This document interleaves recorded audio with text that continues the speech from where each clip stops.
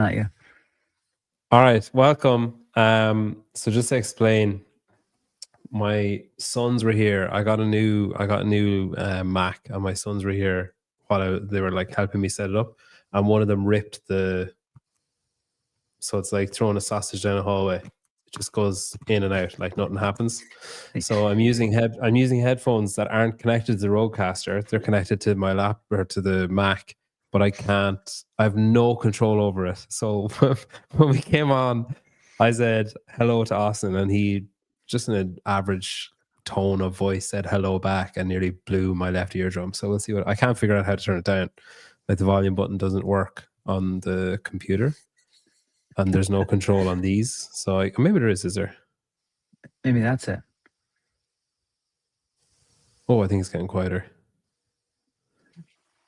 Problem solving live. Oh wow, it is getting quieter. Wow, these ESC headphones are great. I don't have a discount code, but they are great. Throw it in the chat. Austin, how are you? I'm doing well. How are you? I'm good. Is that your home that you're in, or Mayhem, or where? This is my home. Yeah, this is up in Massachusetts, just outside of Boston. So. Oh, okay. See, I had assumed you moved to Cookville. No, not full time, but I'm down there like a lot and have a place down there now. So I'll be down there, probably at least 2 weeks of the month. I just got back Sunday. I was down there the week prior, and then we were out in Amarillo for the 806 Classic. So I just got home a couple days ago, and yeah. So this has been a very busy month, but yeah, I'll be down there a lot, and we got a place down there. So, oh yeah. You're married, aren't you? Yep, married, and have a 7-year-old daughter who will greatly appreciate that thumbnail that you created. She will. I'm going to have to explain to her how that happens. Like visual, like the picture editing. I can just send you the U bit. I just cut out Bella, and although I really want to leave, I can't get rid of Mad Eye Moody Rich. I just think that's like maybe a highlight. Oh man, that was great for any Harry Potter nerds. I love that he's Mad Eye Moody, and and depends on which one he is, right? Is he an imposter or the real one, right? Yeah, I mean, if he's on the cover of the movie, I'm guessing he's the original imposter at the start. I'd guess. That's right. That's right. God, we're such losers, Austin. I know. It's funny though. So I use an app to do your face. So your face is like perfect. And then it was like, you've ran out of free trials. So I was like, well, I'm guessing doing the rest the old fashioned way. And just it was drop just them like on there. Terribly like placed faces. Yeah, that was funny. So are you always going to split your time then? Is that your plan, or do you think you will fully move?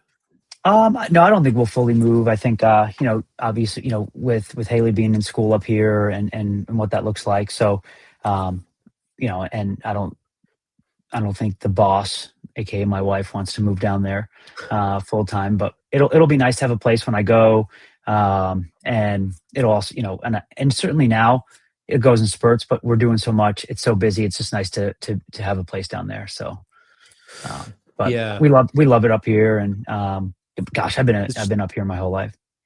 There's cheaper taxes down there, though, isn't there? And isn't there? Wouldn't it be better? Yeah, financially. Yeah, it is. Yeah, but but you'd have to fully move there. Like you can't claim. Yeah. They take that the north south stuff seriously. Like my in-laws, they live in New York, but they're in Florida for like the winter. They're snowbirds. I don't know if familiar with that term, but they're called snowbirds. I think I can ascertain what it is. Yeah. Yeah. Like, move south for the winter.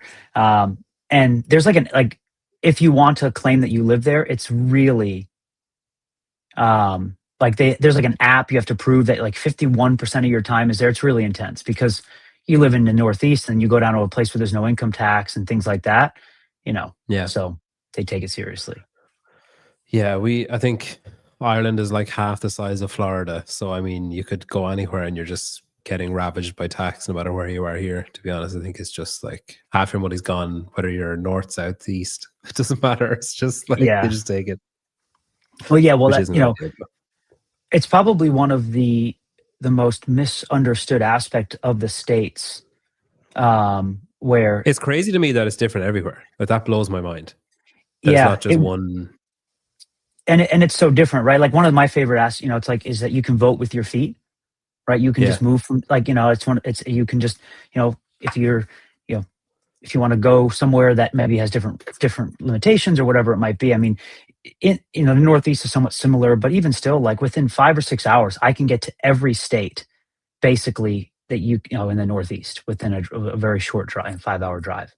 Um, and then, you start going, obviously you have the states, and it's a big issue now with, pro sports and the income tax. Like everyone's getting pissed at, like, the Florida teams are taking all these athletes because they can, there's no income Oh yeah. tax, right? So there's a lot of that happens now too. And, so it's definitely something that is, and all the athletes are like, yeah, not only that, it's also nice and warm here, all year round, like, yeah. So Yeah. I they, think they, they win. if I drove 5 hours in any direction now, I'd be in the ocean. So that just puts into perspective of the size of where I am.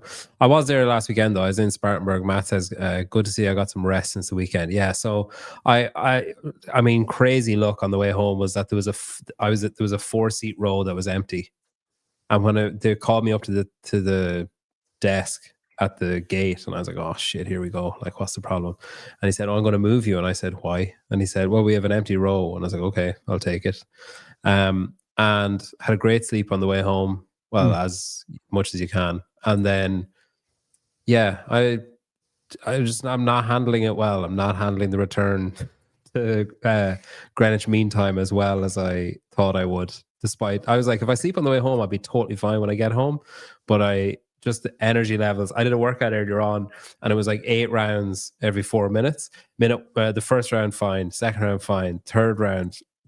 I don't know if I'm going to make it to 8, and it just like slowly slipped away from me. It was like you had to be finished by like the next round starting on 4 minutes. I think the last 3 rounds I had 12 seconds, 6 seconds. Just turned to an AMRAP. Yeah. Yeah, It just turns into like just one big workout. Yeah, but still, That's how you.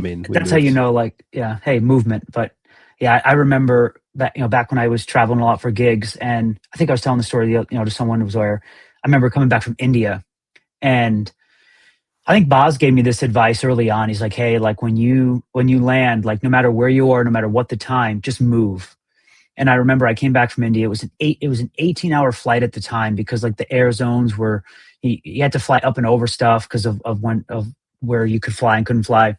And I just remember we were living in an apartment, and I was just like, I just was doing running intervals in the parking lot at like 11 o'clock at night, just probably like, like a true maniac. But movement was always the best. The workout itself, an awful experience in and of itself, but you feel better afterwards. I'll never forget that. I'm convinced that I'll wake up tomorrow morning and I'll just be fine. But I mean, my son wakes up at like 5 a.m. So I might as well just stay on Eastern time. It probably is a quicker, there you go. Quicker fix. That's right. Waking up at midnight. So you were at CrossFit for years, like in multiple. I was actually watching a show of yours from way back. It was the CrossFit podcast at Sevan and Tyson. It was you and Hobart, and it was like, yeah. Gosh, I mean, you were all children. Yeah, kids. Yeah. So you've been around a long time, and you've competed. You were like a coach, seminar. You were involved in programming. You're involved in affiliates and stuff. Is there any of those roles that, like, if you could go back and just start it over, like, is there any of those in particular that you feel like there's unfinished business, or you feel like, oh, I could have done that better, or I could have done it differently, I wish I had another swing at that? Oof. It's a great question. I think certainly when it came to running gyms, right? I had 3 gyms and managed a 4th at Reebok CrossFit One. I think anyone that would look back and say, like, hindsight's 2020 with gym ownership, right? You look back. So I think that, of course, I would have done things differently knowing what I know now. But also that was the beauty of that time of, like, when I opened up the first gym in 2014, it was just, anyone that opened up a gym at that time was like, things were just cranking, right? But I definitely, I would love to take another crack at that, knowing what I know now. And honestly, that's kind of in a different sense, what the goals or what we're doing at Mayhem is, like, how do we share that knowledge and that experience just in a different form. But um, I think seminar staff was something that, super, that was just a wild time. And honestly, I don't think I would do anything differently. I look back, some of my fondest memories, I did about over 400 seminars across 10 years, and just the ability to see and meet so many people. um, you know, that's something that will forever leave. Just I just think about where I've been. Right, there's almost not a place in the world where I haven't been to coach people CrossFit and to do that stuff, which is something that's really special.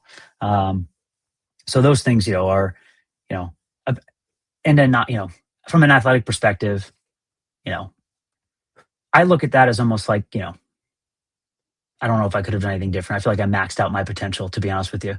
I think someone said I was a mediocre athlete, and but which is fair, because I definitely was never an athlete. I would just always wonder. I just worked my butt off and was fortunate enough to be good enough at moving quickly through exercise at the right time in the CrossFit space.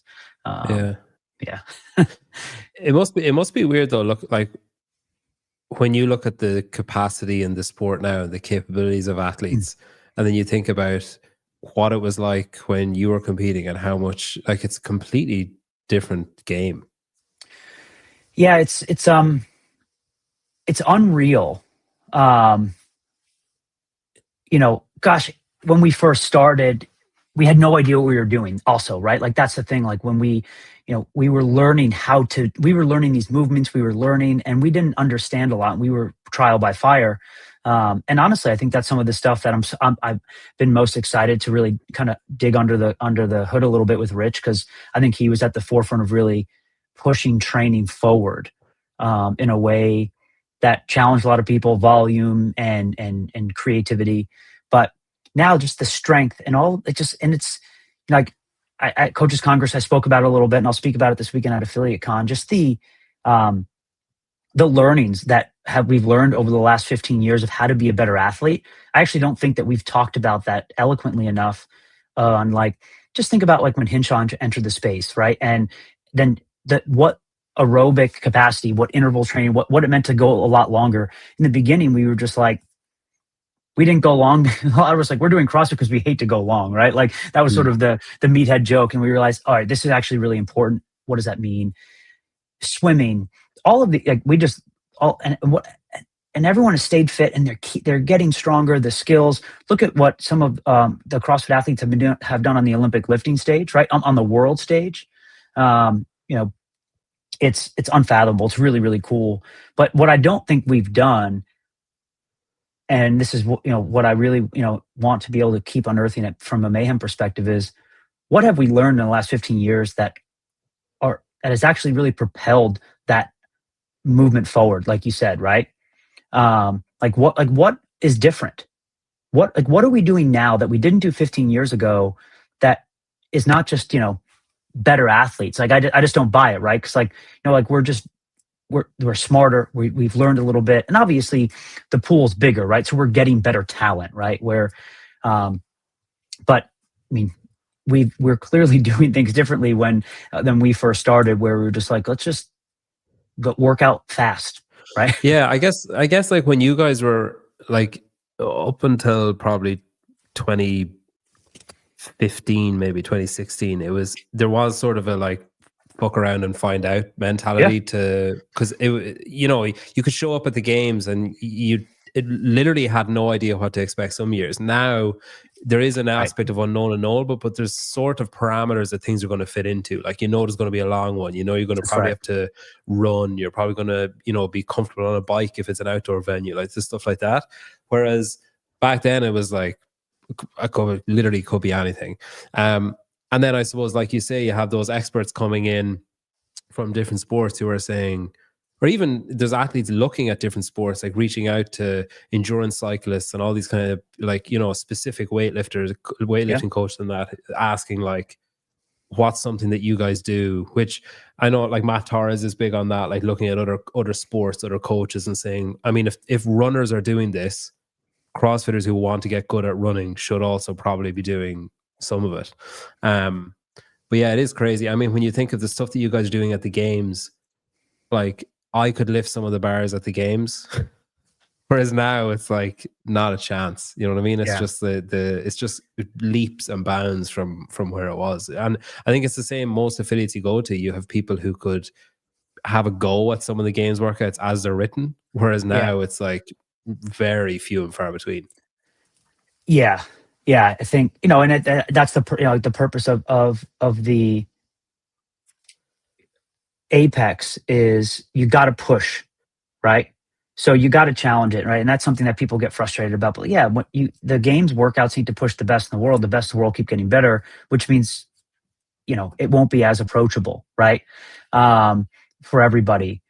But that's also the beauty of it. I think something that I'll never forget. This, I remember when there used to be that saying where like there's only one RX.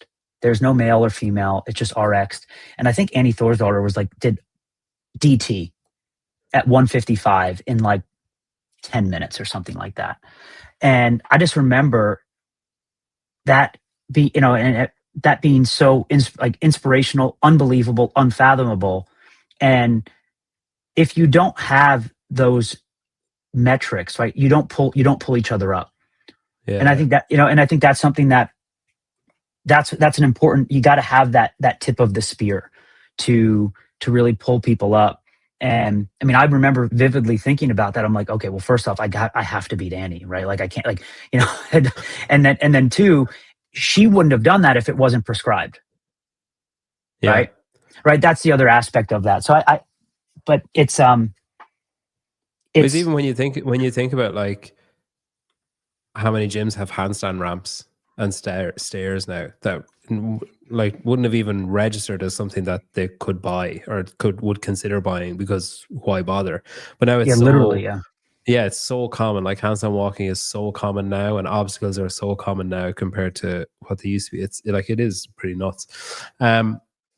So how many years were you at CrossFit then, from say like as an employee, we'll say? I mean, I was there 15 years. I got on. I started working on seminar staff in 2010. And so I, full-time employee working for seminar staff, but I worked at CrossFit for 15 years in different capacities. The last 5 years I was in, I transitioned from, just seminar staff to, really running sort of on the other side of the business, from, supporting the gyms. And that was my most current role. And that was 5 years, but 15 years. And then alongside of that, obviously, worked at Reebok for 10 of those years. And then had, the Ham Plan and other gyms and stuff like that along the way there. So yeah, but 15 years, 2010. Wait, don't answer this yet, right? So we're on 8,102 subscribers. If we get to 8,200, we'll answer this question. So if we get 98 subscribers, can you say who kicked Fraser out of the Reebok gyms? So we'll answer that if we get to it's not going to happen, Austin, don't sweat. There's no way we're getting 98 subscribers inside an hour. I can give it. I can shed light on that for you too. No, wait. At least we get 5. At least okay. I can get it. We can get it spicy. Yeah. The changes at CrossFit then, I'm curious from your perspective. So someone who was around like OG, and around on seminars and saw everything and was boots on the ground, and then I guess sort of, came in a more substantial way after, I think it was kind of after Rosa took over around that time, was the Ham Plan kind of got absorbed or like turned into affiliate programming or CAP. Yep. So you were there for the Rosa years. You were there for like Dawn, the end of Greg, the start of Rosa, Dawn. Like,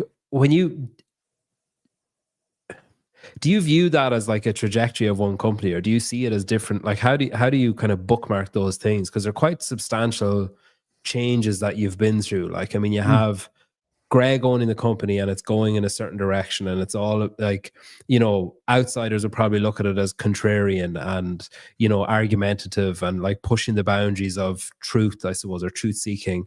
And then it gets taken over by what essentially amounts to be Berkshire, and it sort of morphs into more of a profit seeking company, at least Mm, from the outside looking in.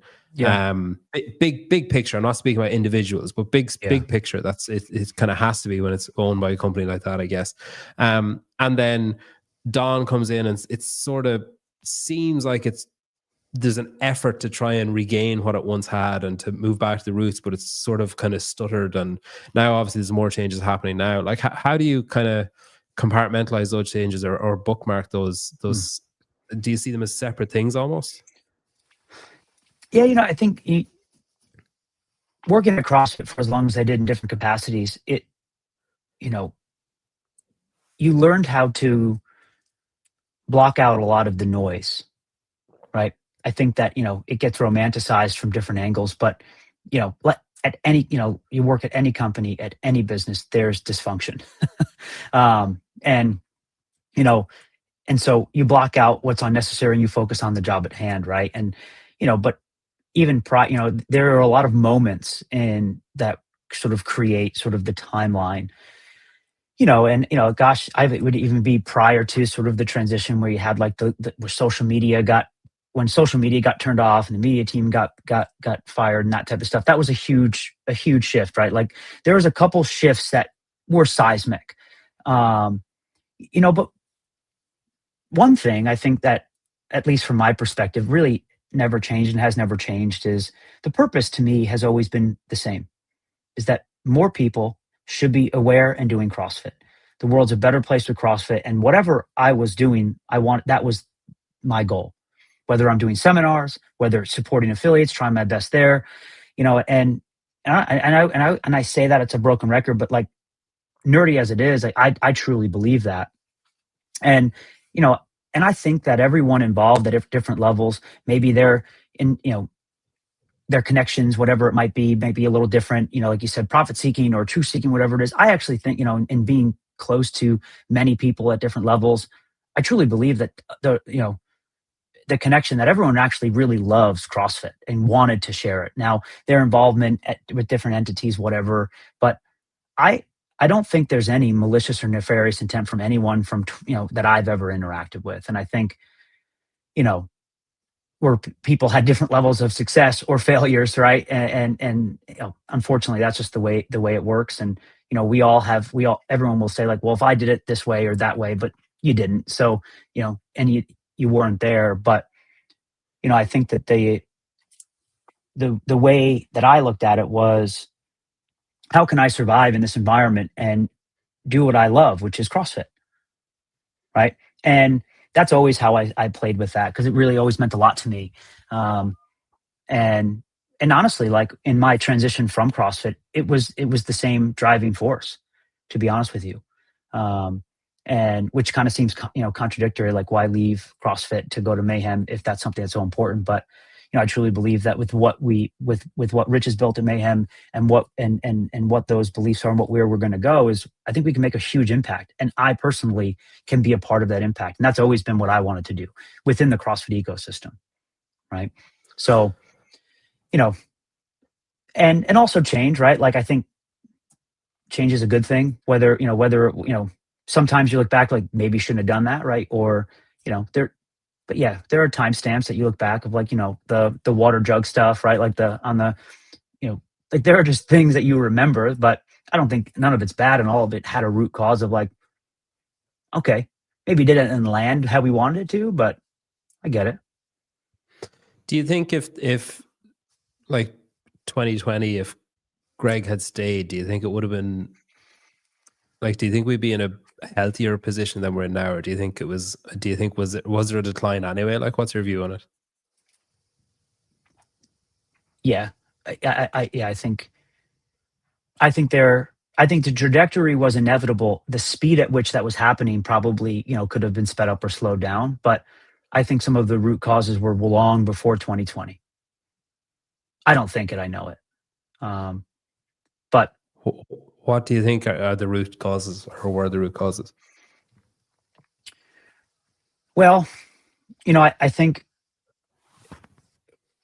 when I say we, like those that started CrossFit back in 2010, and I say that with like, and you said it earlier, like contrarian, a contrarian counterculture, but also think back to, for some of the OGs out there, when you came to CrossFit.com, when you came to CrossFit, you were introduced to subject matter experts. It was a melting pot of the best. It was, I would say, the only place from a fitness perspective that brought different people together, right? You would have, like, just think like Dave Tate, Mark Ripito, Louis Simmons, all talking about the deadlift differently, but learning about the deadlift, and Coach Bergner about Olympic lifting, and the others. Like, I mean, I remember going to CrossFit.com and I was like, holy shit, like there's so much here. And I can learn, like, I didn't know what a clean and jerk and a snatch was. So I was able to go learn about Olympic lifting.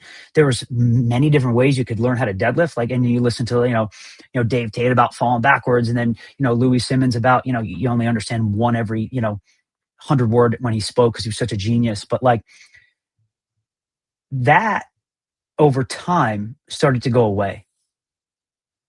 This epicenter, and for many reasons. But like, I think that to me brought people into the ecosystem, trainers that were like, oh, like this is like squatting below parallel was something that like was counterculture. I remember at level ones, people were like, squatting below parallel, bad for your knees. Like, we would have battles about that. And, variance is, random. You'll never get stronger. Like there's all these things happening. And CrossFit was at the center of that. And then what I believe has over the past, you almost say 10 years, right? So it almost started to become like, well, it's CrossFit versus everybody else. Did you just get jumped? Are you okay? Like, you look petrified right there. My daughter just came to the door. Hang on, give me 1 second. Heck yeah.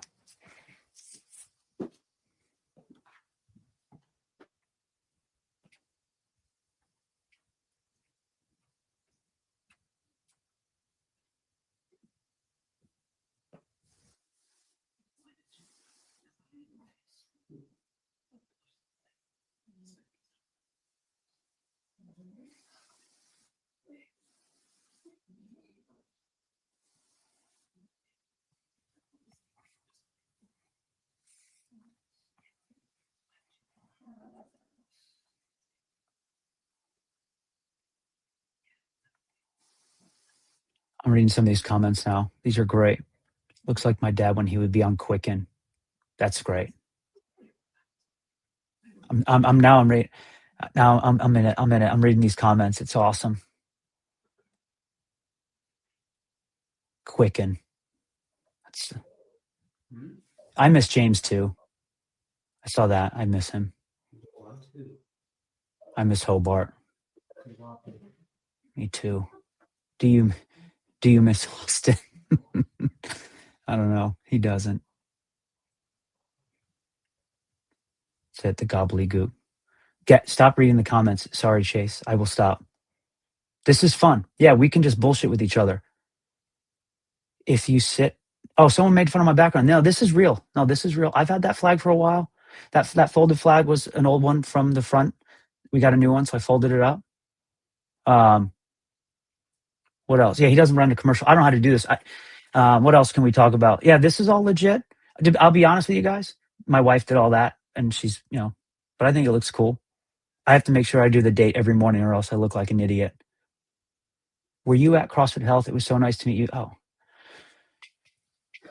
thank you. When was the last time you wore compression? Oh, I mean, the white compression, I don't know. I tried to hide that. I think Mare and my wife threw it away. Yes, Chase, appreciate you. I'm just bullshitting with the comments now, which has been fun. Is Austin wearing compression right now? No, I'm not wearing compression anymore. What is the most important thing on the shelf behind you? He can't even hear you. He's screwed. What is the most important thing on my shelf? Gosh, I don't. I have my passport back there, so that's. I mean, really thing. But that picture here, that picture right there, is my favorite moment in competitive history for me personally. So that one is like, but that's very, and it's actually that up there too. That same picture, and Connor Murphy gave me that gift. And that was when, I'll just tell this quick story. Show us your passport. No, I'm not that stupid, Chase. I appreciate you. So this was at the regional where, and I tell a story a good amount. it was the snatch event, and the year prior I had missed the games, I think, for my first time, because that it was like a 3 rep max snatch or whatever, and I missed it, and that event really held me out. So I worked really hard that year to snatch better, which was not impressive, but I hit that lift. I have that stupid video of me, like, doing an excited celebration, and that's where that comes from. So that picture is like my anchor moment for those of you that used to go to the CrossFit competitors course, and we used to talk about anchor moments and mantras and stuff like that. So that's the most important piece. I'm trying to fill the time for you. I think someone called you an amateur for not running an ad. So to be honest, I thought that was going to be a lot quicker. See, my wife's not here. I'm flying solo. So I put my kids to bed, and I was like, right, we're sorted. And then there was a knock on the door. I told her, I was like, hey, if you wake up, I'm going to be outside doing a show. Just, there's no point shouting upstairs. Just come out and get me. Then I heard the knock on the door, and I was like, God damn. That's fair. That's fair. Yeah, but we've all been there. So yeah. I appreciate it. Stick around. Sorry. Sorry. So you're talking about the epicenter and the fact, like the kind of moving away. Do you think that do you think that's because of efforts lacking within the company, or do you think that it's more so that sort of information became, because it was free, because anyone could get it, like online and stuff, that it became more common knowledge, more people in different things were squatting below parallel, more, like you had all these different training methodologies, or just people training who are sort of doing CrossFit without doing CrossFit? Well, no, and this is, it's actually some of the stuff I'm going to be kind of talking about this weekend. I think it might be, this is not to be sort of accusatory. I just think this is an observation. I think that CrossFit went through a period of time, and it's getting out of it a little bit now, but I think it still suffers from it, is this notion of ego, and that it's CrossFit or you're out. It became for a very while that you have to be on board or you're blacklisted. It's either you're all in or you're out. And, versus many of the specialists that were on the periphery had a lot of criticisms of CrossFit for whatever reason, right? I mean, if you're a specialist, that's fine. And, you have people like a Bergner who obviously were like unbelievably meshed in and complementary, but not everyone was like that. And I think that there became a period of time where it became very much like us versus them. And CrossFit has, became a bit of an echo chamber, and therefore, and pushed away a lot of subject matter experts, because thought leaders. And I think we saw that over the years, of people saying, hey, like, I just want to challenge a little bit, learn a little bit. And it doesn't mean you're going against the methodology, doesn't mean you're going against, but the premise of, and again, if you're at AffiliateCon this weekend, maybe you're going to come and tune this out, because you'll feel a little redundant, but it's on my mind, of where the premise of CrossFit is not variance, functionality, intensity, right? The premise is to get results, right? Work capacity across broad time and modal domains across your lifetime, which is health. But even more so than that, it's a commitment to learning of what works. It's a commitment to changing the input based on desired outputs, that black box theory of thinking, right? You have a stimulus, then you have an adaptation. And you need to continually question, are these results that we're getting optimal? What do we have to change to tweak? And I think we got away from that. Have we asked all the best athletes in the world, we sat them down and said, what are you doing to get these results? We need to learn this and distill it down in a way that the general population can leverage it, right? And that's what CrossFit was in the very beginning. Like, holy crap, everyone's an athlete. We're treating people like an athlete. We're giving them the opportunity to learn these neurological skills. It's what sets gyms apart. I don't think we've pushed that envelope. I think there are people out there that are pushing the envelope that we should be a part of that conversation. And I think that has greatly hurt CrossFit. And it's one of those things where I don't think it's fully gone, but I think that that's something where a lot of really, really smart people are out there, and we should be reaching our arms around them, and we should all be working together. And, and I think that happened, sort of in like I think 2015, 2016 timeframe, where we started to see some of that really smart people kind of shift away. And, I think that it has led to a little bit of a fragmenting of the space. Whereas in the early days, everyone was in the CrossFit Journal. And part of that, it cuts both ways, right? And what I mean by that is, if I'm a specialist in the ecosystem, I think I'm the best. So I don't need anyone or CrossFit to help me on a platform. I think it also cuts both ways there, but I think there's a way for it to be really healthy. And I mean, CrossFit is a GPP, right? General physical preparedness. Therefore, we should be the epicenter of everyone coming, and we should be borrowing, stealing from the specialists, as we say in the level 1, and exploiting that from a generalist perspective. Yeah. Would some of those like people or experts, like some of those would have been pushed away after arguments, or after, like, not even arguments, but other articles that came out basically saying, like, yeah, cross is not it, like, that there is an element of, like, protectiveness about it too. I mean, like, I put up a few reels over the last few weeks that have gotten a shit ton of comments from people who just outright hate CrossFit. Like, there's no gray area. And then you're kind of, one of my favorite pastimes is just rolling up my sleeves and just jumping in and start swinging. But it's crazy, like, some of the stuff that's said, of just like, like, there was a video of Greg and someone was like, why doesn't he look fit? And I was like, but what difference? I was like, how many NFL coaches do you know can throw or catch a touchdown or stop a running back? And they're like, oh, that's totally different. And it's like, is it? Like, I mean, if he knows and he's telling you, then he doesn't need to do a handstand walk past you to tell you that it's useful to be able to learn the skill of a handstand walk. So there's stuff like that, I mean, I really enjoy doing that, and I think, but it is tiring. So I can kind of understand how, if there's people that are involved, and then all of a sudden they use the platform that they get through working with CrossFit or helping CrossFit, or being helped by CrossFit, and they think, screw this, like, I can do this on my own, or I don't need it anymore. I would understand CrossFit being like, okay, fuck you, like, bye-bye, and we'll find someone else, or we know what we know already, and we'll find information somewhere else. Yeah. I don't know. I guess the older I get, it's I'm a fan of, like, Are you mellowing? Yeah, mellowing. Yeah, like, I just don't, like, I kill them with kindness. Like, listen, like, go ahead, do your thing. But, like, I do think that usually, and people go through, like, just, everyone changes. Like, I think, like, people get really like, oh, like, you believed this 15 years ago. It's like, well, that was 15 years ago. Like, hopefully we've changed. Hopefully we've learned, right? Like, and it's okay to have sort of that circle. And because the last thing you want to do is just push everyone away, right? You want, like, again, and I think that because of like, the key with, certainly in a fragmented fitness space, is, a source of truth is really important for, I think, for people to understand, like, there's so much bullshit out there. And, so I think that it's, that's imperative of coming to a place. Like, I would have never, like when I learned how to Olympic lift, it was from Coach Bergner. I went to the Olympic lifting seminar, gosh, at West Point, and Josh Everett was there teaching me how to do this stuff. It was awesome. And, like, I unequivocally trusted those coaches, because that was my entry point.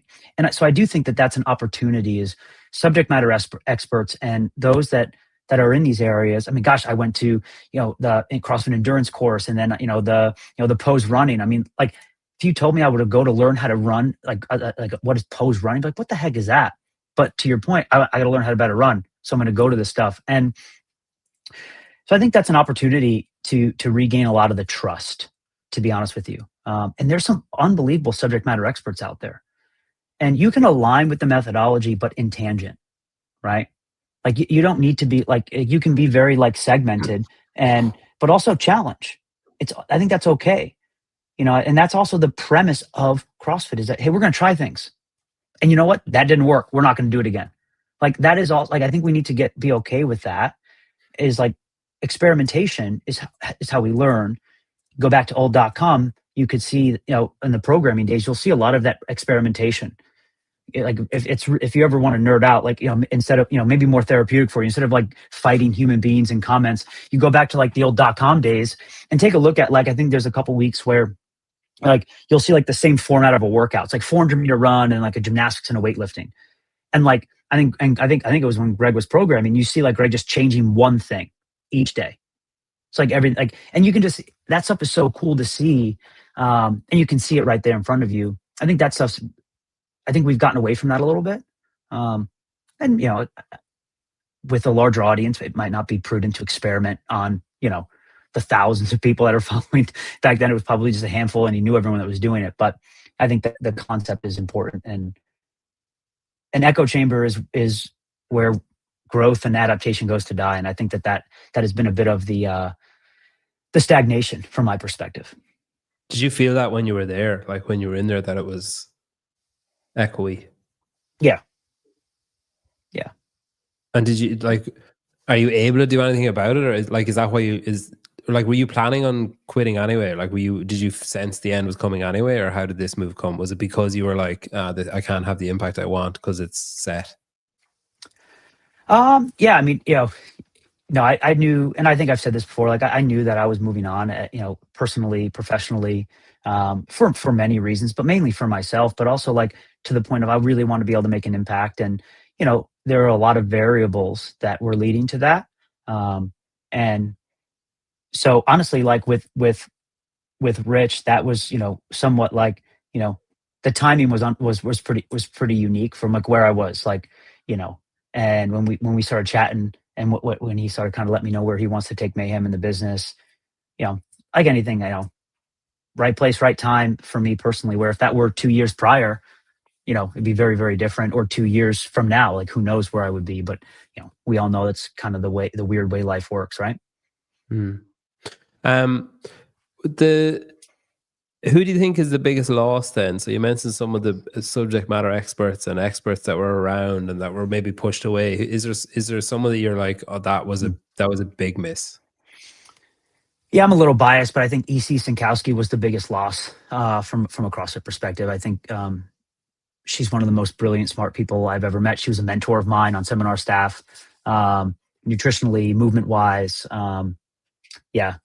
So I think that, and that, so I think that was that one for me. But obviously, I knew her really well. But, one of the more brilliant people I've ever had the opportunity to learn from. So if they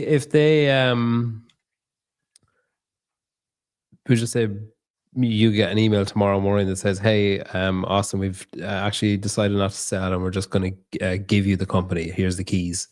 Like what the major things you think need to happen? What's the first like 3 things that you do? Is there any like incredibly low hanging fruit, or do you think it's thousands of small changes that need to be made? Yeah, I mean, I think that from my perspective, I think that simplification of, now that I see different angles, right? Sort of like now that I'm pulled out on the other side, I think simplification of the business is really important. And focusing on a very few things doing really, really well. And obviously the brand strength, education and training is essential to brand strength. And, the simple goal the goal would be to get to a place where, because certainly when it comes to affiliation, it should be unequivocally clear to every single person. It's like, yeah, I need to be a CrossFit affiliate because I need to be affiliated with CrossFit. It is, and that actually is an indirect result of other things, right?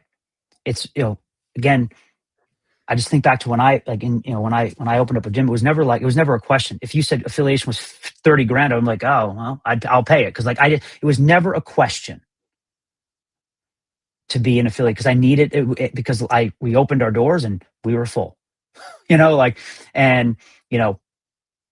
that I think that, and I think that, what is that, this education, training led to brand strength, and sort of this notion of, we say affiliation, we think about gyms, but like think about the true notion of the word. I need to be affiliated with that, right? And I think that it would be the simple goal, which means I think you have to simplify the business a lot and be laser focused on that. And it also doesn't happen overnight, right? Where like you can't just tell people, hey, we're cool, believe us, right? Like you got to earn it. Like unfortunately, you got to earn it. I And tried that. It didn't work. It never worked for me either. Yeah. Yeah, you try, like, you put on a pair of sunglasses and it just didn't work like you thought it would in the movies. Like sunglasses, cool. No, it didn't work. Yeah. Yeah. The pocket cone didn't play off. So with joining Mayhem, then Is it so the we'll talk about Project Mayhem or whatever in a little while, but was that what was happening? Like Rich was like, hey, we're gonna pivot what we're doing a little bit, and we think you'd be good to help us do it. And it was just a different project, but still helping affiliates and helping owners and helping coaches. That the major appeal? Yeah, it was the basic conversation of, hey, like, we really, we have a bunch of Mayhem affiliates and gyms. We want to add more value and support. It is the foundation of our community. It's a foundation of everything that we do. And this is coming from Rich. And, given my experience, he can we add more value, and fill the gap? And what's the gap? And I think this is where the misconception comes in, right? Where it's not, and people get all wrapped. People love drama, obviously. So it's not like our aim is not to, and it was never, hey, we're going to create affiliations or licensing or even certifications, right? Like CrossFit's doing that, and great. But we think about it, what exists out there now is you have a level 1 and a level 2. Those are 2 educational courses, right? Then you have a level 3, which is a test, right? So there's a test there. And then what, right? There's an educational gap. So you have a bunch of, and then you have communities that are driving. We have Mayhem communities, others out there.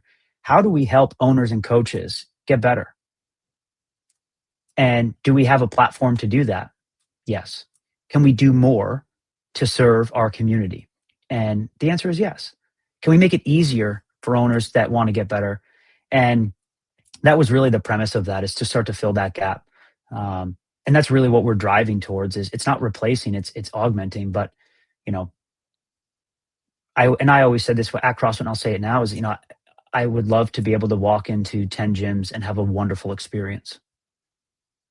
And I would love to be able to send my mother-in-law to 10 CrossFit affiliates and have a wonderful experience. And that, I don't think anyone could say that happens today. Do you think, is that an education repair or a quality control repair? Well, I think the root cause is education, right? And I don't think anything is malicious or nefarious. I also don't think it's like, again, it can be and when I say this, it can be as simple as, and I've been on record saying this at numerous times, when my mother-in-law reached out to a gym to come in, they didn't respond to her for a week. A retired 65-year-old woman, like that's like literally an eternity, right? And then, oh, hey, you can come in for a free trial at $100 versus like, hey, I just want to it was just those, when you think about those interactions, like it can turn someone off. And so it's not the fact that it's someone's being bad or the service even bad. It's just there's opportunity for improvement.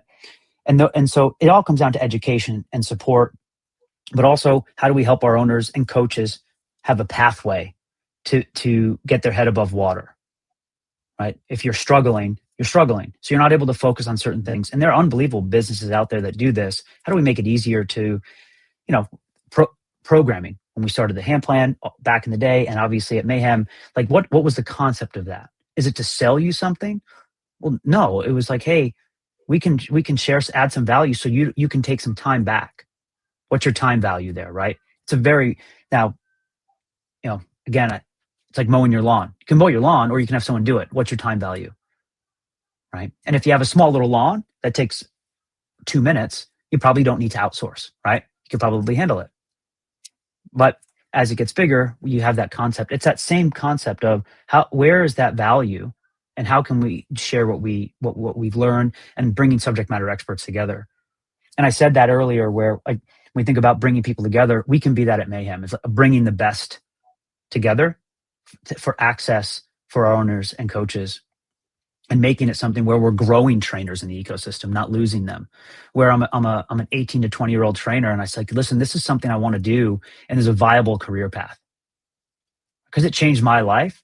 It was, and I would love for kids 18, 20, 21 to come in and say, this is awesome. I want to do this the rest of my life, and it become a reality. It's really hard right now. Because we're losing trainers. Is most of what you're planning then, is most of it education based? Yeah, education, resource based. Yeah, absolutely. So like maybe a less intensive two brain type thing, like a business development type thing? Yeah, I mean, not necessarily like, from like mentoring's very, like, it's very hands-on, it's very specific, and it's also very expensive, right? Yeah. So and so that's very different, where it's like, hey, if you're engaging in something at that level, it's amazing, right? And you know, Two Brain, Best Hour, these guys do phenomenal work. We'll be at at the affiliate con in a couple days, and they've brought some really good people together for that. So, but think about like distilling that down as like, at a level that's maybe more palatable for the owner and the coach, and bringing experts together. Like we're going to be working with EC at a much higher level, because bringing in people, it's like, know what you don't know. It's all right. Well, from a nutrition perspective, how do we help you? How do we and lean into the nutrition side? So bringing in the subject matter experts, and then because there's always that opportunity for high touch, but that's also somewhat limiting, right? When you think about, it's expensive, a lot of time investment, and it's also not for everyone. It's also what happens after you do that too, right? So after you go through something like that, how do you engage and bringing people together? We're going to have a lot of events at Mayhem HQ. We're going to do a lot more, bringing our people together, giving them opportunity to engage with subject matter experts, us at Mayhem. Something that Rich has always done really well, like the Train with Riches, like things like that. But we're going to tailor to owners and coaches as well. There's a gym here, CrossFit Osman is a Mayhem affiliate in Ireland, and I was kind of talking to him about, I can't remember what I was talking about. He moved facility recently, and we we're kind of chatting about that. And he was saying that prior to becoming a Mayhem affiliate, he wasn't paying himself a wage, and he had like a smaller facility basically. And since joining Mayhem affiliate, he has started to pay himself a wage. He's moved, he's grown his gym, he's obviously improved his life situation if he's paying himself a wage and stuff, but he's hired coaches as well. I think a lot of the stuff you're talking about sounds great, but it's kind of like the cynic in me is like, well, it's already there. I mean, if that's just one anecdotal account, but like it's the value is already there, we'll say. And then I also look at other gym owners who, there's sort of a thing with CrossFit affiliates of like the you separate the wheat from the chaff, basically, that the strong survive and the good ones survive, and that some CrossFit affiliates just should never have opened in the first place. Like it was just doomed. Others, like the owners, lose interest or lose, maybe they don't earn enough, so they run out of passion. They run it for a while, and they run out of it, and then they're just done. But I've found that a lot of the really good ones, when you start talking to the owners, you realize that the really good owners have spoken to the other really good owners, and they've, informally developed sort of pseudo mentorship programs amongst themselves where they'll ask advice and blah, blah, blah. What is it, do you think, that Project Mayhem is going to be able to do that isn't already either done by Mayhem itself from that, one story, which I assume is echoed around, or just available through industrious owners or owners who really want it? Yeah. Well, one, I think, it won't replace that, I think, to the point of like, but can we bring our community closer together? Right. To your point, like, what we've learned from our gyms is that they, we have a close-knit community. They're looking for more. They ask questions. So how do we support them and connect them? To your point, like that's actually one of the main goals, is how do we connect them with each other, with other people to connect with, right? Subject matter experts, other gyms that are doing great things. That's actually the goal.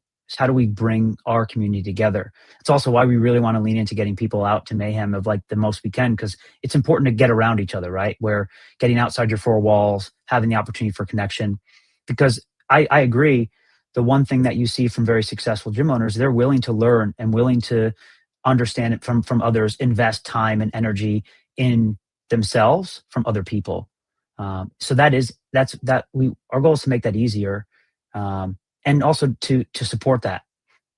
I just asked myself, and what, like when I was a young gym owner, would I have loved trusted resources like, hey, this really works, or hey, like, and I was fortunate enough being on seminar staff. I had access to some of the best coaches, so I was able, like, I was spoiled. I was able to sit down and learn from the best, from a Sherwood, from a Boss, from an EC, from all, from a Chuck, everybody, right? And how do we connect people like that with the rest of the community faster, right? If we have some of the best trainers out there, how do we make it easier for them to engage if they want to? Because it's not only owners, it's also coaches, right?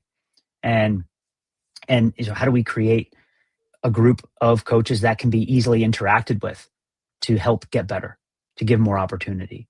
So I think that's really what you articulated. That is the goal. It's not to replace; it's to augment, to make easier, to connect with one another. So it's in addition to, it's not in replacement of. Can you understand people's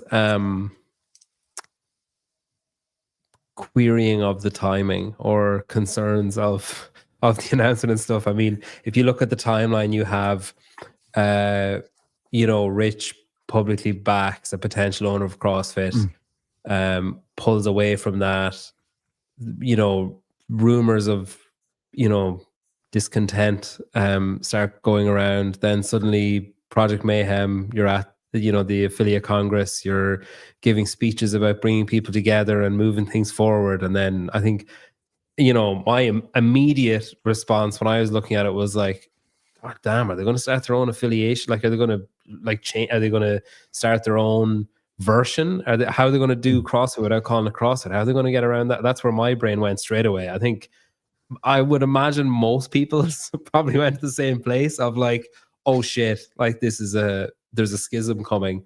The way you're describing it sounds more like the aim is to, I guess, stay within the CrossFit ecosystem, support the CrossFit ecosystem, and with the highest intensity being aimed at Mayhem affiliates, either current or new. Is that accurate? I think that was well articulated. Yeah.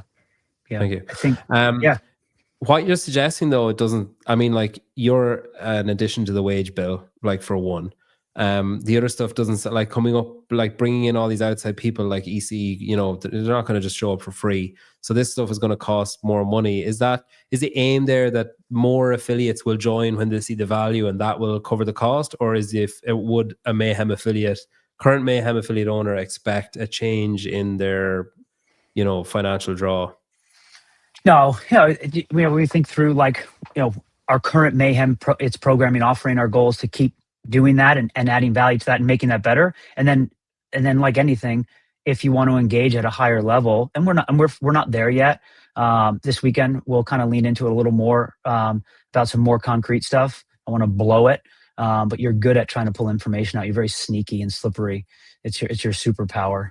But yeah, no, yeah, obviously, as we progress from a business perspective, do you want more? What does that look like? Do you see value in it? But no, I mean, our goal is to increase as many people that are working out with the Mayhem programming, following Mayhem gym programming. That won't change. We're just going to add on top of that if you want to engage at that higher level. So just like a level is like you're a Mayhem affiliate, cool. You get the programming or whatever you're already getting, and then it's, oh, here's an add-on, here's a bolt-on thing, here's a course, here's a invitation to travel out and do whatever, here's that kind of stuff. Yeah, we have, it's not, I mean, that it's still pretty, it's a bunch of gobbledygook right now. But yeah, that's also what our goal is, to do it right. And we're not in a massive rush to create whatever we do. We want it to add value, and people are like, yeah, like, this is awesome. No different. Like when you think about, if affiliation, it's that same concept, man, this is a no-brainer. I need to be a CrossFit affiliate. I think about, like, whatever you're want to be a part of, it should be a no-brainer for our community. And yeah, I think when, like, we're building something, but it's not in spite or in lieu of anything else. It's actually in parallel with, right? And I think that's my one request of our community is, we should try to give each other grace of like if we have people have positive intentions instead of malicious intention, right? It's like, yeah. And I think that that's sort of the I try to operate under that assumption. Hey, like, yeah, I think actually, yeah, we want to take care of Mayhem, but also we're founded on CrossFit, and that's what we do. And if you ask me what I do, I say I do CrossFit. Like and that will never change. How proud are you of yourself for getting gobbledygook in? I was proud of that. Yeah. I'd be pretty chuffed with myself. A brief sojourn into the weeds because we got 5 subscribers there. So who asked Matt Fraser to leave Reebok? So I won't dime out names, right? Because again, like I'm not a fan of like bringing people in the fire. But I think it was a coach that obviously worked at the gym, worked for me, and so I don't remember that interaction that Matt was speaking about. Does the name rhyme with Nobart? No, it wasn't Hobart. If it was Hobart, I would 100% would have dimed him out. Like he's the one person I would. But I just remember like a few weeks earlier. So I was running the gym and I was at Reebok headquarters, and someone had come in wearing like Nike Air Force Ones or something, and of course our CEO walks in while they were there. The Reebok CEO. Yeah, the Reebok CEO, and like why this person was there. And I just remember like the conversation was like, I was running the gym and they're like, this is the Reebok headquarters. No one. And they were like giving a tour to someone. Like it was like, whomever it was a big deal. And I just got chewed out, rightfully so, right? Like I had someone on the Reebok headquarters, not wearing Reebok in our gym. And so I sat the staff down. I said, no one can come in our gym wearing other clothes. We'll go buy them stuff. We'll go get them stuff. But, and we would cover that bill. But we can't have people working out in Nikes because I just got my ass chewed out. And wow, they say CrossFit is a cult. That's oh yeah. Some of the stories were just wild. Of just fun. Like anyway. But we learned. I wasn't there for that. I don't remember it specifically. But I will tell you, because we had. Wasn't the only botched interaction where like, okay, we maybe could have handled that better from a customer service perspective. And like, we shouldn't be saying get out or stand outside. So like, yeah, but we created this like Reebok checkout system where we had like 2 sizes of every shoe from like size 7 to like 14, like in the gym. So basically it was like a bowling alley where you could come in and get it. Oh my gosh, because it was not an isolated incident, and we had people visiting all the time, which was great. But you had to be in, so Reebok footwear. Some rando showed up in a pair of Vans. They were told no. Oh yeah. So and that's where like when that became a thing, and then we were like, okay, we need a system so we have good customer service, and obviously people work out. So we created that system, and it worked great because people would come in, they would have shoes, it was phenomenal, and they would usually like, hell, I'll go get a pair, right? So it worked out for the brand. But oh man, that they were. Just, those are things you don't think about, but yeah, things probably could have been handled a little better, but it's that was funny. And that was not the only time where we're like, okay, what do we do here? Does the person's name sound similar to a place where you'd go to renew your driver's license? Oh my gosh. I know who you're talking about, but no, that was not him, but no. Okay. You're very good at this. Yes, but no. That's great. Yeah. I think he has the same initials. They're just kind of swapped around. Yeah, just swapped around. I just think of it, whenever you think of DMV, I think of the sloth from Zootopia. Yeah, and that's all I think about. So that's all I'm thinking about now is the sloth. Yeah, I think we have a lot of shared references. I think with children being similar ages. That's a good point. With Mayhem, then. So you were at Coaches Congress. Would you describe that as a baptism of fire, sort of being thrown in at the deep end of like, all right, you're quite familiar with that sort of environment. How like you did a lot of talks, a lot of affiliate talks at I think I saw you at the one in Texas and a few others. Yeah. Doing speeches and stuff, and then you go there and do the Mayhem one. Like, I know that you guys have a plan. that is sort of developing, but there's a a North Star or an aim that you're heading towards. But is it difficult giving a speech like that when either the stuff hasn't been announced, or fully formalized? So it's kind of difficult to say, well, we're definitely going to do this, this, and this, and then you don't wind up doing the third thing, and then you're called Mm. like a liar or whatever at the end. Is it hard? Like, is it hard giving a speech like that when you're just in the door and you're talking about something that's still in quite a malleable stage, it seems like? I mean, honestly, no, when it came to that, I think what became more of a surprise, like I think everyone expected it to be more than it was, right? Like, what is this concrete announcement versus um, the intent was to articulate the learnings of what we were doing, right? Like, so like, what was different than what I was used to um, was, I had a short timeline to prepare, but which was good. But I really wanted to lean into, all right, well, and I talked to Rich and the team about this. Like, what have you learned over the last 15 years? What, like, and that was the premise of that talk. And I will evolve it for this weekend. But um, the intent was, and that's also like, that's the foundation of what we're doing and why in the future. And like you said, it's not fully baked by design. Like, we're not going to rush it. We know what kind of we want to support. We know our direction of who and why. The what is not fully crystallized, but the discussion was, hey, like, this is some of the learnings directly from Rich and Mayhem, right? Um, and but I think, like anything, hindsight's 2020. You know, when the expectation was, well, what, like you said, there's a lot of assumptions of like, oh, hey, like, what is this thing? What is this thing? But no, I honestly, it's been really fun, really just kind of digging into under the hood at Mayhem a little bit, right, and trying to share that. Um, and and seeing a different angle and a different that I think that you see a lot of when you think about what Mayhem or Rich, and it's really like, what are these like learnings from a human level, from a value perspective, how you run a business, also like really some of these, like, just the key learnings from just training as well, and being explicit about that. So that's been just fun for me personally to like dig into, because obviously I'm a nerd, right, when it comes to this stuff, and I want to be able to share that. So um you know and like I said on this show, and be even more explicit this week, I'm like, probably just telling people what we're not doing is the easiest thing to do, right? Like, no, we're Yeah. not, right? Just so because everyone's on edge too, right? You said it's the timing. Like, people start to triangulate all this stuff. It's like, okay, it's like that meme from It's Always Sunny in Philadelphia, right? Like, people, like, Yeah. that's what everyone's like. No, just chill. Like, let it just be simple, right? And whatever happens, but like, it doesn't have to be connected to some grand plan. Yeah, things tend to be power plays, though, in my experience. Like when stuff happens, and then later on you look back at that incident and think, wow, I wonder that's actually probably why they did that, or that's probably why they did that then, or that's probably why that person said that at that time instead. You know what I mean?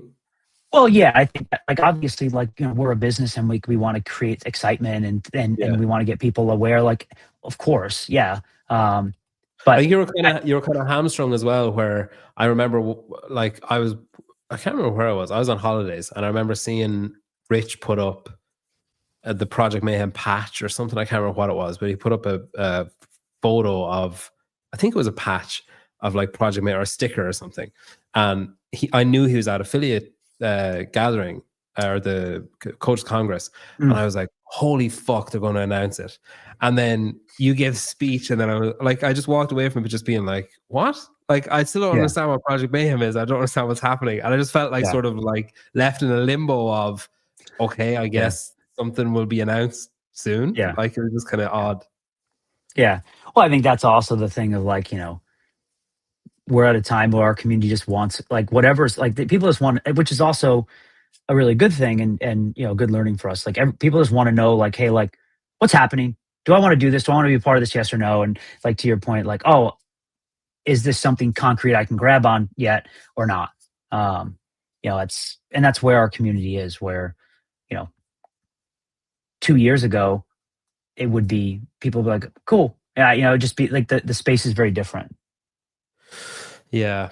I mean, even I think people are kind of impatient as well. Like I was watching Chase with Tia earlier on, Mm, and there was 1,000 people watching, and there was just a stream of comments being like, "Tell us where it is, tell us where it is, tell us where it is," and it's like, you know, just relax for 5 minutes and just let like people, you know, the live views are at 1,000, and then it's like, and it's here, and then it's just now that didn't yeah, happen. But Chase did a great job of like keeping people interested, and the new Dave was coming and stuff too. But yeah, it's just like the impatience is entertaining. So yeah. affiliate con is this weekend, Mm.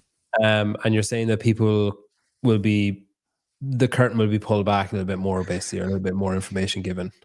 Yeah, we'll be a little more concrete this weekend, and that's the goal. So as you know, and we've always known that of like, but like creating the moments, and also just things take time. Like you said, the last thing we want to do is overcommit and underdeliver. So, but yeah, we'll be able to be a little more concrete about what we're doing and who we're doing it with, and our goal is to have a steady stream of that. But I'm excited for this weekend, and obviously with those guys, gosh, kind of they're mostly all seminar staff, Fern and Ackerman. Those guys are phenomenal. They do a great job, and you know, similar to like Coaches Congress, that group of people that are there, they're just fired up to learn and get. It's good to be around those people. It's awesome. Like you said, it reminds me back to like the level 1 and 2 days, right? Just people like wanting to get better and learn, and they're all in. It's really fun to be around that group of people.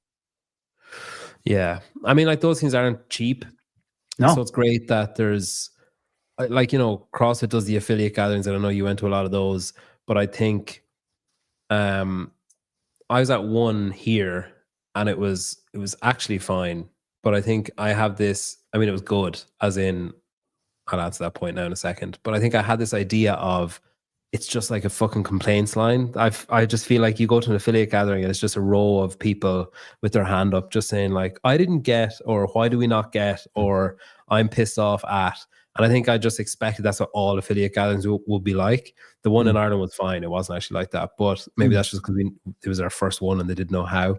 But the those external ones, I feel like there's just going to be a lot less of that because it's like affiliate con and coaches congress, because it's a third part. Sorry to all the Americans, a third party that's running the event. There's just less of that is going to happen. Like less people are going to be. There's just going to be less whinging basically, and more. mm.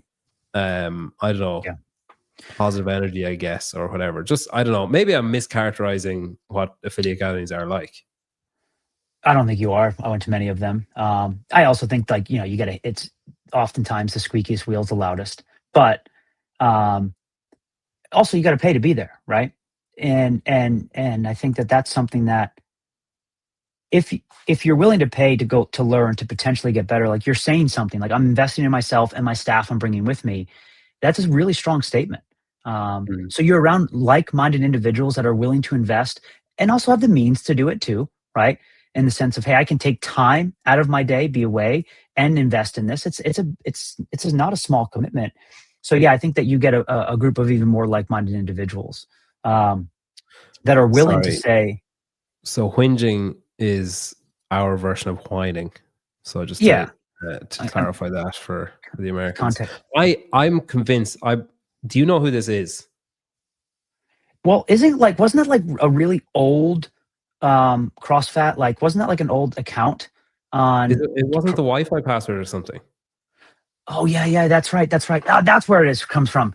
Yeah, I think that was. Oh, and that wasn't that like in like a Wall Street Journal article or something like that, like about the culture of CrossFit. It's like I think it was like some like they tried to make it like a toxic workplace because Oh that was the fucking hell!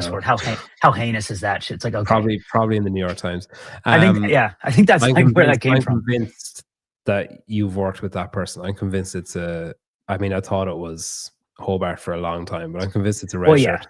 No, yes, you're right. It was the wrong password. It's not wasn't WP2A compliant.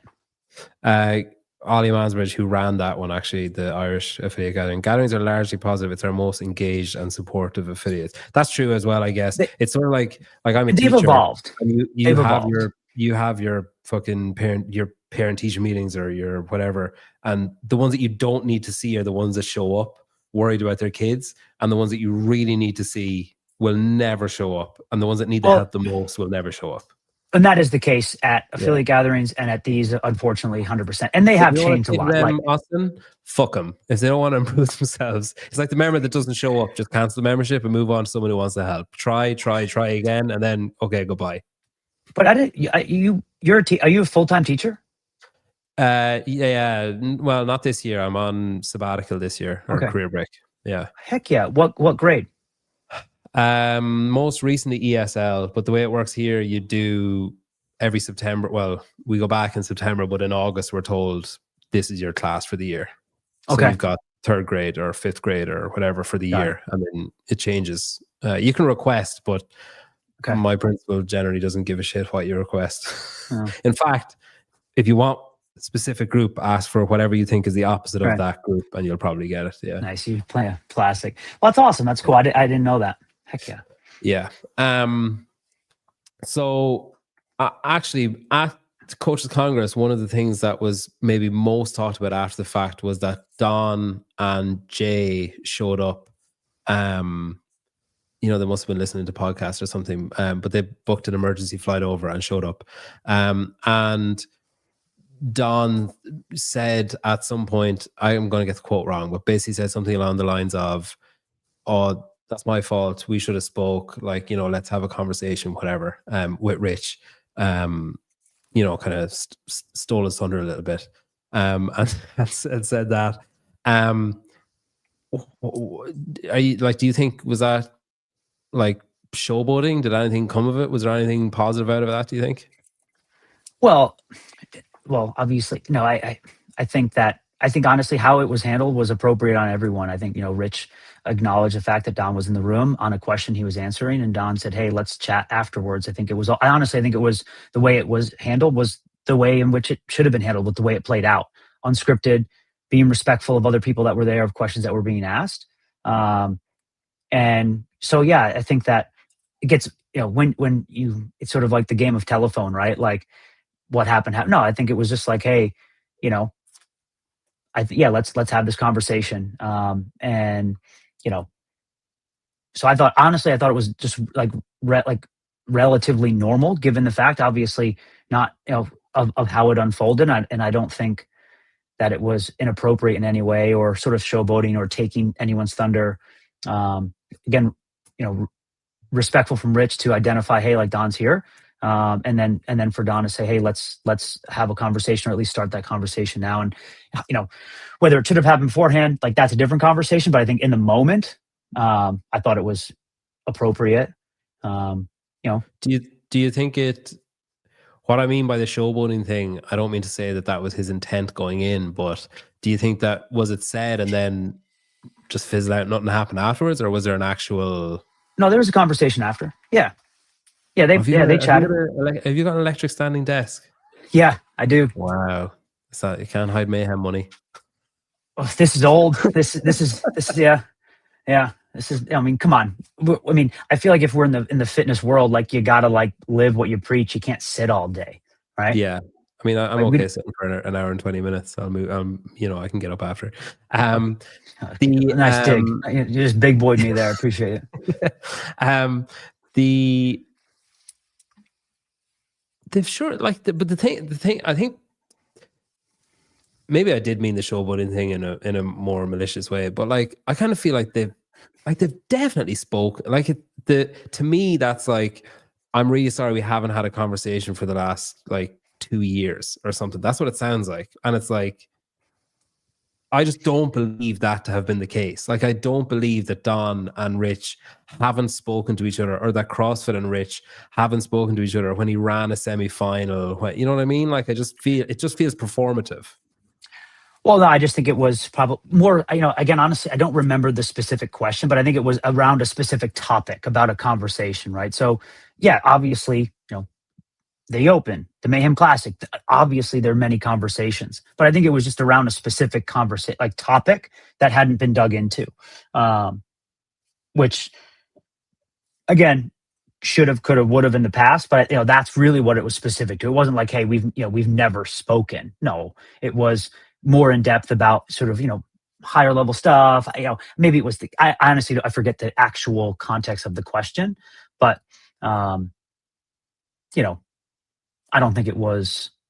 No, I mean, obviously, Mayhem and CrossFit have done many and plan on doing things together. So that that's why it could get blown out of proportion. It's not like there was a void. No, Yeah. obviously, a lot of communication happened there. So honestly, and in the it's a juicy tabloid, but I think I think if I weren't in anyone in Don's shoes or Richard's shoes, I would have done the same thing. I think it was the right thing to do there. Really, they have sabbatical in Ireland. Yeah, they call it retirement.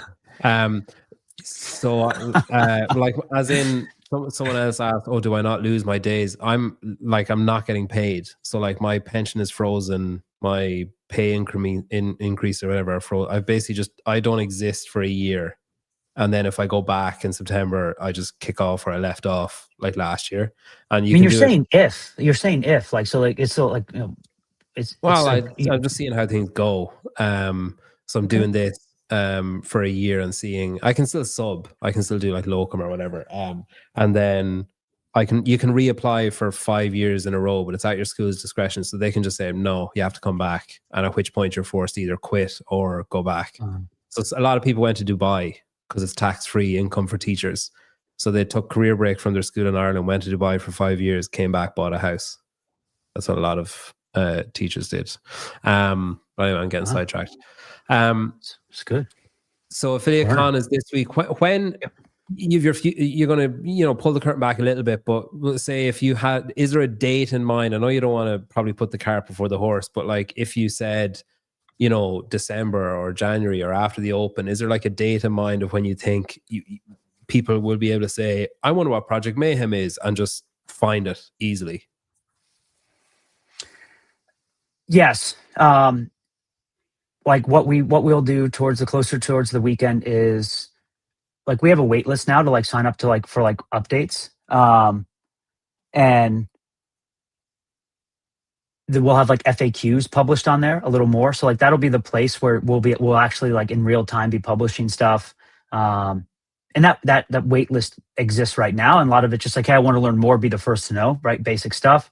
And for Mayhem gyms, and that's where we'll start to populate even sort of like what is this, what is that? We'll be publishing that a lot more, and that'll be like I think Friday or Saturday, I think. Okay. Cool. Okay. Earlier on, I was trying to. I think you have been on this show before. Maybe a long time ago. Yeah, like 4 years ago or something, maybe. Yeah, maybe. Yeah, I mean, I definitely don't think it's my first time, but yeah. Mainly because I think I recognize your background. It has not changed at all, so that would be right. Yeah, like I mean, it really hasn't done too much changing, but yeah, that's funny. Okay, well, listen, good luck at Affiliate Con. I think you can still get tickets for that. I think where is that? It's in Texas somewhere, isn't it? Is it Dallas? Dallas. Okay. Dallas. Yeah. And people can, as Susan's going to be talking at it, you're going to be talking at it. Maybe Frank could maybe purchase a stage outside or something and a megaphone, and he could talk to people. But yeah, anyone who wants to improve their affiliate, it's best hour kind of, they're behind it this year, and it's their kind of thing that they're doing, like they're the kind of foundation of the weekend. I think Chase is going to be there too, and I'm sure there'll be some HQ people knocking around. Yeah, I know Denise is coming. Denise Thomas. So cool. That's the only time I see her. She lives 5 minutes down the road from me. I see her events halfway across the country. Yeah, I mean, any excuse, I guess. All right, Austin, thanks very much for coming on. I hope you don't get in trouble for anything here, like Rich apparently did. Oh no. When he said that on the show that it was you, Angelo, and him, and he said you were kind of talking about that, and I screen recorded and sent it to Angelo, and I was like, what the hell is this about? Because immediately I took it as an insult. I was like, I did something wrong or something bad happened. So I sent it to Angelo. I was like, what the hell is this about? And then Angelo was like, I don't know. Because Angelo basically just doesn't listen to anything that's happening around him. I mean, that's his superpower. He's just, he's just focused. He's just Yeah. focused guy. Yeah, I love Angelo. He's a great guy. Listen, Love him. thanks for coming on. Appreciate Here we you. go. You're in trouble. Thanks for coming Yeah. on. Yeah. See, Um, oh man, see, he's here. So I don't there know you if go. that means you're in trouble or I'm in trouble, but Both. Who knows? probably. Yeah. Both. That's it. Enjoy Affiliate Con, and I'm sure we'll catch up again another time. Oh, for anyone that's watching, if you want peptides, are you going to do the Open this year, Austin? Man, I was planning on it, but am I Don't allowed to take? don't Am I allowed to take those things? don't take these, or if you do take them, don't talk about taking them. But you can go to biomaxpeptides.com and you can see PW and you get free shipping worldwide. It'll fix your knee, your hamstring, your marriage, whatever's going wrong. And Sentinel have It's like Mayo. they have, I think, like 20 spots left. So they have, when they hit 1,000 members, they're raising their prices to $29 a month. It's currently $20 a month. So I think they've got like 20 or 22 spots or something left. So when they hit 1,000, the price going to increase. So if you scan the QR code in the bottom right, you get some of the best training that's out there. Even Rich agrees, I bet, if I asked him. I'm not going to ask him, but I guess I definitely did it to myself, not you. Well, thank God for that. All right. Thanks for watching. The spin is on in 2.5 hours. They're going to go over the location for the games, I assume, and maybe a review of the new CrossFit. What the fuck is it called? The podcast fittest sport of the fittest? Sport of fitness. Sport of Home fitness. of Thank you. home of Chase Ingram. 3 hours. Sorry. Thank you. Yeah, go back and watch that with Tia and Dave, and Chase absolutely crushed with that. 1,000 people watching. I think I'd either get an erection or have a heart attack. That happened here. And then Sevon did a review of it afterwards, so you can go and watch that if you want to. Affiliate Con this weekend, you can watch Sousa, Austin, and some other people. And then Rogue next week. Tomorrow, Katie Henniger is coming on the show tomorrow. Just going to give a little preview of Rogue. I'll try and maybe find out some of the workouts, but yeah, I know you said I'm skilled at getting information out of people. I don't think Katie falls into that bracket somehow. She's an iron trap. Yeah, you can try, but you'll lose that battle. Yeah, we'll have a crew out there. Rich will be out there, Angelo, and so we'll have a crew out there. Cool. All right. Thanks, Austin. Thanks everyone for watching. Appreciate you guys.